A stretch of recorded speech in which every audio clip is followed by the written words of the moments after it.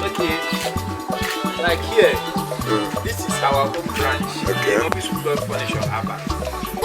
Here is all about our material where we work. Okay. Then we have our shoulder door still ongoing. Okay. There at Oka.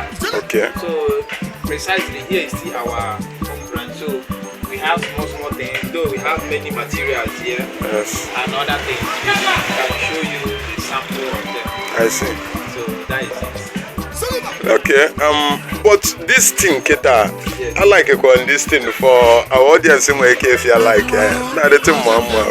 Okay. Okay, this very one now. Kind of shelf. Okay. It can be used as bookshelf. Okay. It can be used as maybe wine shelf. Okay. It can be used as anything. But basically, it can use in workshop. Okay. Maybe where you are selling maybe cosmetics and every other thing. Okay. So that is it. Okay. Okay, guys. You've seen this one. But don't worry, here another thing. There is another thing Mobis want to show us today. That one can under production or creation. I can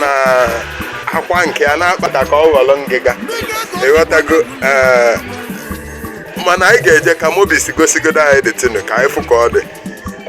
Ọ bụkwa na like any of these products. Like this chair now, personally I like it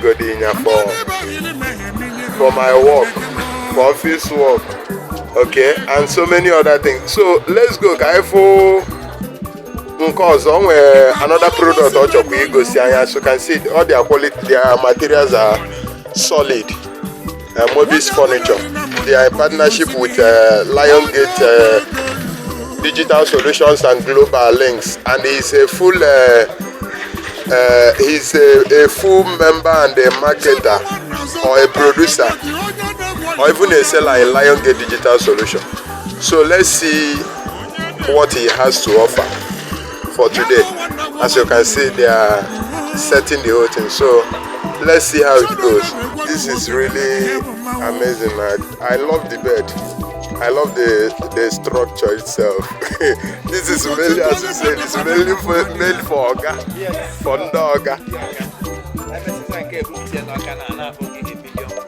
Oh, you see to that. So, guys, soon after gonna Mobis come here on them. Then on encouragement and assurance in the audience and for this thing. Yes, I have many encouragement and assurance because before you make it, it's either you join the Yahoo or Crosstar or any other direction. Why I say that?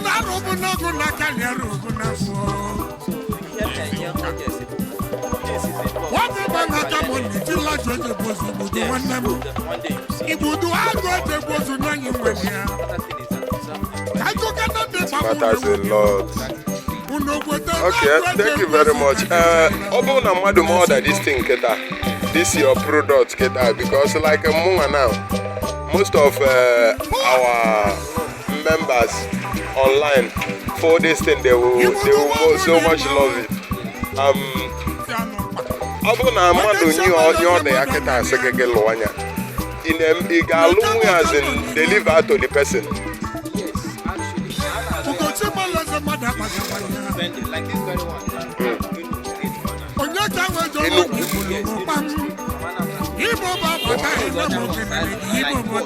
Okay.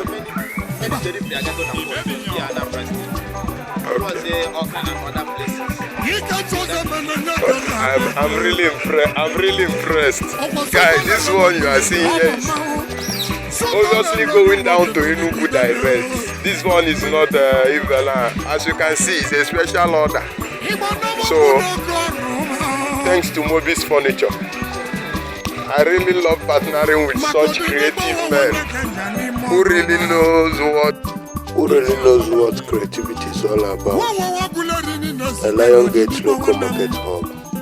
These are the products of Mobis Furniture. This is a cushion. You can check it out. This wardrobe. Check it out. This is a couch, a cushion too.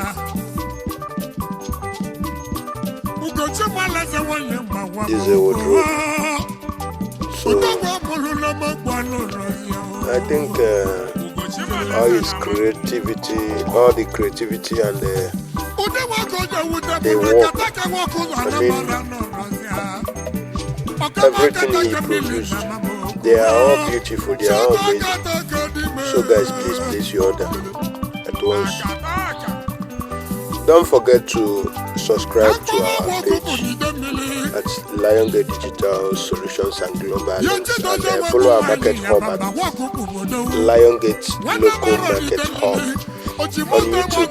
Our main page is Liongate Digital Solutions and Global Links on YouTube. Okay? Greeting guys, I still remain your one and sincerely only Charles Nanjikok. Thanks for partnering and thanks for your subscriptions and all your engagements and commitment towards this channel. Okay, we are now in partnership with Mobis. Mobis is creative and productive. Please always follow our page.